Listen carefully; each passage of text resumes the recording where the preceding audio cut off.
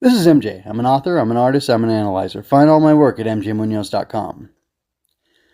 Welcome to Digimon Seekers. I'm continuing to make, record, build, read the audiobook version of Digimon Seekers, the web novel. I'm continuing with Eiji, Wolf of the Ninth Avenue, which is Chapter 1. This is Part 14 of Chapter 1. I will be reading the translation by Keikun, and I have links for it in the show notes so you can find the text yourself and read it for yourself.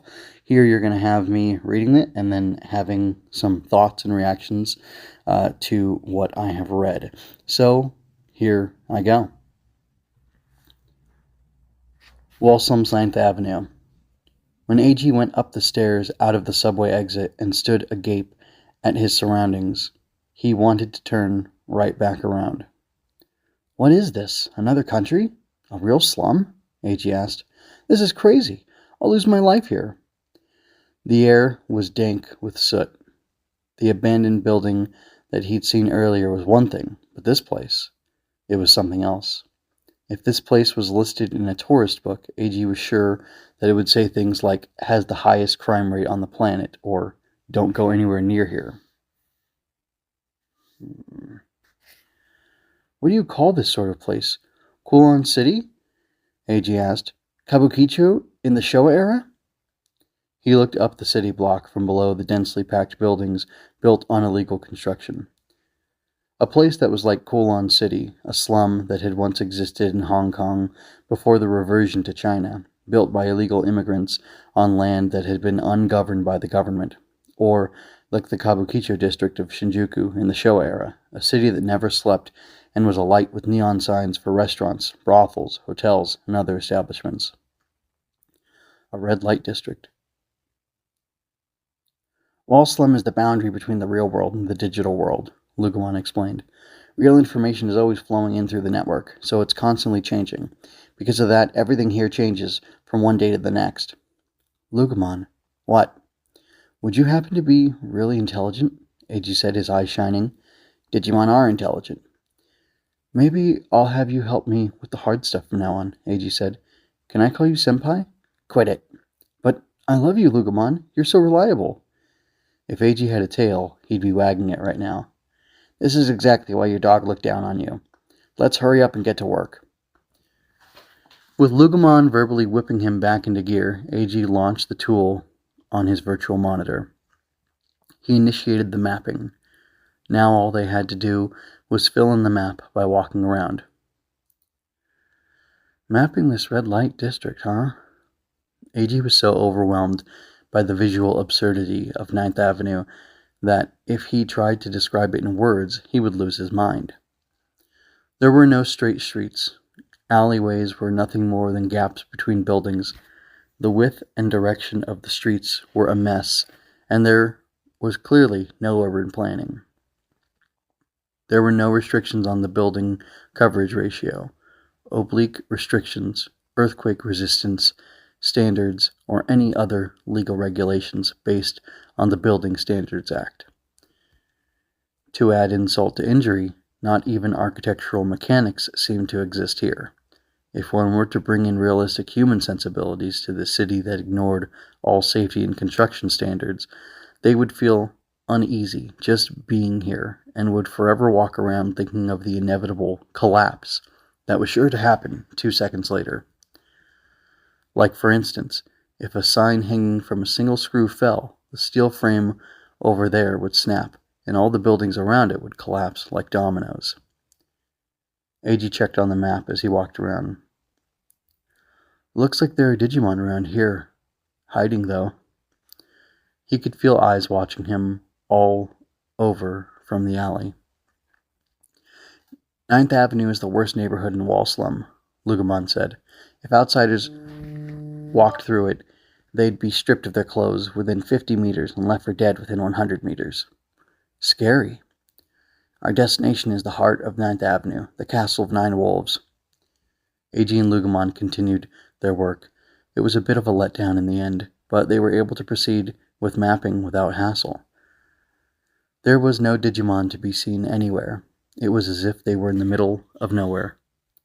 although Lugumon insisted that he could sense them close by. A dead-end street. There was a tiled roof building, including a small plaza surrounded by overhanging ramshackle buildings. It looked more like an imperial house in Chinatown than a castle. Is this the Castle of Nine Wolves? We need to map that, and what's ahead of it? Eiji walked up to the imperial house. Lugumon stopped. What's wrong, Lugumon? Eiji had gone ahead of him, but he couldn't go too far as he was hollow-eyed. This is my home, or it was. Did you remember something? It has a faint smell. Markings that I'd left behind. But it's me and not me. It's much, much stronger. Maybe it could be, Eiji had an idea, the evolved version of you? Something's coming. Lugumon turned his nose to the narrow strip of sky between the buildings. Brap, brap, brap, brap, brap, brap. It was a thunderous roar. Winds picked up. The sound seemed to hit the ground and blew away the surrounding garbage data. Eiji was forced to his knees. Lugumon dug in his claws. What is it? Eiji cried. What's coming? A winged monstrosity cast a shadow over the Castle of Nine Wolves. Eiji had shut his eyes to protect them from the billowy dust, but now he held up a hand over his eyes and squinted up at the sky. Is that a bird? A dragon? No, neither. That's...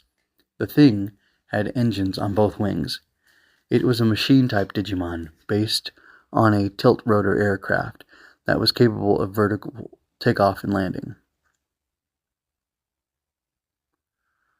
Cargo Dramon, perfect level, machine type, virus species. On its fuselage was the word police in intimidating letters. It's the Digipolice, Eiji shouted. The police, what are they doing in Wall Slum? Digimon affiliated with the Digipolice descended off the hovering Cargo Dramon from a rope. They were Command Dramon. The Hellborn squad spread out, quickly securing the base. An alert rang. At the sound, Eiji looked at his map on the virtual monitor. Markers indicating Command Dramon appeared in the vicinity of the Castle of Nine Wolves. The castle was being surrounded. They're demanding that we open up voice chat on the Grimm channel, Eiji cried out. He had received a warning notification from the police in the operation channel. Grimm was not a service that belonged to any particular company, so if you didn't comply with police demands, that wouldn't be an immediate criminal act by itself. However, it would mean that you have taken a defiant attitude towards a state power. What do we do? Lugumon asked. It doesn't matter one way or the other. That interviewer is the only one with administrative power over this operation channel. Eiji didn't have the authority to open it. The hell! Don't ignore me, you shitty code cracker! Boom! A shrill voice came from the Cargo Dramon above. The voice was loud and shrieked like a cartoon character. It rang directly through Eiji's mind-linked sense of hearing. And that is the end. So, I'm not exactly sure how to feel about this. I'm going to do a quick live check to see if Keikun embellished by throwing the S word in there. And why? I've been around different fandoms for a while. I'm into tokusatsu, and that is, it's no secret that there are different groups who provide subtitles for tokusatsu stuff. And, while Toei and other companies don't like that, it is a fact. It's a fact that they know about. It's a fact that they try to hide. And it's something that they don't want to be admitted, I'm sure, but it's the truth. And, you cannot plug your ears and shut your eyes and hide from the truth. And, some subtitle groups will put, Kisama will translate things in a more adult tone. They will put cuss words into them. And they, some kind of do it willy-nilly and some do it where it feels appropriate. And sometimes, actual English language curse words do appear in the original Japanese. I think in Revised they did that, and I'm pretty sure in Kamen Rider Kiva, one of the shirts that oh man, I love this guy, but I can't remember his name at the moment. Had some sort of curse words on it, and anyway, I'm an adult. I can handle it. I've said these words before. I don't wish to say them as much as I do. I say them more than I'd like to, but it looks like Keikun took a little bit of a liberty here and decided to throw the S word in here, because the line from Digimon Web, the translation I have there says, "Come on, don't play dumb with me, code cracker." But then it continues, boom, shrill voice. But then it says it's a suffocating voice. And then it calls it cartoony, which is, why would it be suffocating and cartoony? That's a little bit weird. I guess the feeling of it is suffocating because it's right in his ear through his mind link. I don't know. That's kind of weird. But anyway. So I'm not mad. I'm not going to try to cancel Keikun. I'm not going to say that, he shouldn't do that or whatever. It's up to him. I read it. I saw it was there and I read it, and that's fine with me. I'm just going to roll with it. It's not that big of a deal to me. But maybe that says more about me than I would like it to. Anyway, so what did I think about this episode? What did I think about this chapter? I liked it a lot more. I liked that it was so much more clear. I'm not sure if the dialogue tags were actually done better. I don't know if you noticed, but I deliberately read it slowly. And there were a few places where I fumbled. But for the most part, I think I did a pretty good job with the reading. Not that it's super difficult, but I'm just saying, in the context, I think I did fine. And I deliberately took the approach before I started reading it that I was going to slow down because I had so many mistakes last time.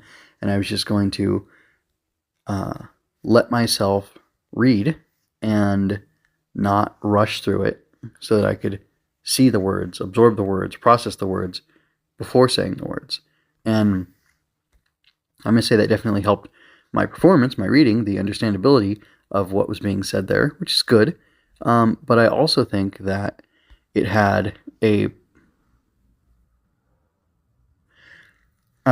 had a positive effect on the reading. Oh, it may have had a secondary effect of helping me to better understand what I was actually reading as I was reading it, because I did scan ahead a few times to look down and see if it was Lugomon or Eiji, because I am trying to affect a voice for them. But also, just in regular reading, it's frustrating when you think that even if I'm reading quietly, I think, oh, this is Thrawn. Oh, no, it turns out it's Pelion. Oh, I thought this was Mara. No, it's actually Luke. That stinks. That doesn't make sense, that you would leave it up to interpretation for the reader to mess it up. I know it's on a screenplay or like a Shakespeare play where it breaks down and says each character's name and then colon and then it gives their line. But I don't know. In some ways, isn't that kind of better? Even from a reading experience, don't you want to know who it is? If it's a very personal, like depending on the format or the I guess part of the plot, the presentation of it being first person or whatever, it changes things up. And it makes it more or less easy to understand. But, I don't know, you want it readily understandable. So, anyway, I thought this was a lot more understandable. I thought it was weird that there were no other Digimon encountering them. And I wonder if I wonder what that's about. Maybe they had a sense that the cops were coming. So, the Digi-Police, that they were on their way, so they knew to stay away. I mean, that could be the case. That would be kind of interesting if that was what happened. I like this whole thing with the cops coming in and messing things up. And, well, like I said, I think that's interesting. And I'm not mad at I'm not mad at it for portraying like this, how do you say? I'm not mad at them for portraying a less than rosy estimation of the cops because, I don't know, it's kind of weird the way they're framing the police here. I don't know that it doesn't feel like the cops are super noble just yet. And I don't know, I find that kind of curious. I wonder what is going on. We've got a group called the Sons of Chaos. And, chaos is associated with lawlessness and bad things. And, I'm not denying that, I'm not saying I want a chaotic life because chaos is wonderful, but I am saying that depending on how you define things, uh, chaos can be exciting and free and not oppressive, or it can be this awful, terrible thing that people endure. So, like I said, it depends on how you interpret it, and it definitely seems like we're not getting the rosiest interpretation of chaos to some extent. But then again, Eiji's comment about how he has to be careful. Like it almost seemed like it was talking to me about like a social credit score thing. Like Grimm doesn't belong to any one group, but he'll be seen of his refusal to respond or to reply or to work with them, or his refusal to respond on the Grimm channel will lead to problems for him, basically. But it's not an outright illegal act. It'll just be defiance against an authority or a state, which made me a little uncomfortable because sometimes you want to avoid, sometimes you want to defy an authority or a state because they're not always doing what's right, or they're not always doing what's in the best interest of people. And, I like the idea of people being free to choose. But this actually does kind of lead to focus on something interesting, which is the fact that, or the idea of this uncensorable technology and different ways that the internet works. And I would say that it looks like Grimm is working on some sort of protocol where it's actually it's an open system, and it's not really tied to any one platform. And that's kind of an interesting idea. There's this protocol called Nostr, which I've been meaning to get into. I've heard about it for a little while, and like I said, I want to get into it, but I just haven't done it. I haven't done it yet, and it seems really interesting because basically it's like an uncensorable protocol. So you could, and two, it'll like distribute to multiple channels. Let's say. So let's say you're not satisfied with Elon Musk on Twitter, right? You're upset with him. You can, with this, with Nostr, you can basically make it so that you're not tweeting anymore. You're making these Nostr notes or whatever, and then you're sharing them to multiple places because it's open like that. That's pretty cool, and that means that you don't have to be forced to be in a place that you don't like just to communicate with people, and you can even be off of that and still communicating or talking to people who you are interested in talking to or following and seeing their stuff and sharing it with them. And it's like a cross-platform. It's a cross-platform protocol that makes it so that you can use social media in a way that's tailored to you and not dependent upon these big tech companies allowing you to do things a certain way. So that's pretty cool. That's what it seems like Grimm might actually be like, which is pretty interesting. But I'm getting distracted talking about the technology instead of the story, which I do mean to talk about the story. So I think that I like what's going on here. I like this idea that they are going to a place that Lugumon knows it was his home, that he's sensing that. I think that's pretty cool. I'm curious to see where they go with that because I don't know. They're just I did not expect this to turn into like a, video game character has amnesia. We have to find out, who he is and where he's going and whatever. I especially did not expect that with the Digimon. Although, I did not expect that with the Digimon. But I'm not mad at it. It's kind of interesting. So I don't know. I like it overall. I like the description of Ninth Avenue. How it's like this Kulon city, which I don't know anything about. But apparently it's something from Hong Kong, which is pretty interesting. And I did think the atmosphere of it was good. The descriptions were good. And, I'm engaged in this world. It's just, I think we could have edited out a lot of the beginning stuff. We maybe didn't need 14 chapter parts. We maybe didn't need 14 chapter 1 sections so far. Maybe we need 7 of them. And leave the stuff with Leon out, leave the stuff with the cops out, and just get more directly into this because I think this is a little cooler and more exciting, and you can almost have like a debrief going back with Eiji, like reviewing things after he gets into some trouble or I don't know, something like that. But overall, this isn't the way I would tell this story, but I'm still interested and engaged, and I'm gonna keep going because I don't know. I like it. I like how Lugumon keeps dogging on Eiji, and like Eiji wanted to call him senpai and stuff. That's all so weird, so funny. I mean, I hear he's supposed to be this loser, and sometimes he feels like a loser, and sometimes he doesn't. This chapter section, he definitely felt a little bit more like a loser. So that was I don't know, kind of interesting, kind of fun. But that's all I have to say for now. I am going to come back with this next week, and you can expect for me to continue with this.